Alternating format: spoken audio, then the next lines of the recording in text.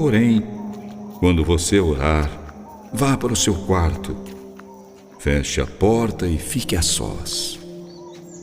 E o Pai, que em segredo vê tudo o que você faz, vai dar a sua recompensa. Nas suas orações, não fique repetindo palavras que já disse, como fazem os pagãos. Eles pensam que Deus vai ouvi-los porque fazem longas orações. Não seja como eles, pois o Pai já sabe o que você precisa antes de pedir.